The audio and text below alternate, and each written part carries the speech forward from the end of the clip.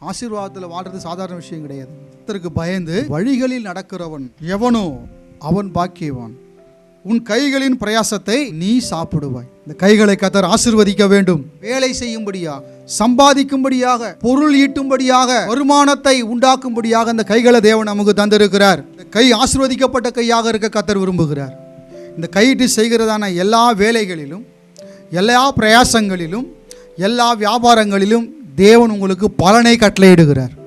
ஈசாக்கு விதைக்கிறான், 100 மடங்கு அங்கே விளைகிறது. கர்த்தர் அவனை ஆசீர்வதித்ததினால் 100 மடங்கு பலன் அடைந்தான். உன் கையின் பிரயாசத்தை நீ சாப்பிடுவாய். நம்முடைய வருமானத்தையும் நம்முடைய சம்பாத்தியத்தையும் நாம் சாப்பிட தேவன் நமக்கு உதவி செய்கிறார். நான் யாரையும் நம்பி வாழலை, கர்த்தரை நம்பி நான் வாழ்கிறேன். அவர் என்னை ஆசீர்வதிக்கிறார். நான் யாரிடத்திலும் போயிட்டு கையேந்துவது கிடையாது, தேவன் ஆசீர்வதிக்கிறார். நான் இறந்து வாழ்வது கிடையாது, நான் மரியாதையோடு வாழ்கிறேன்.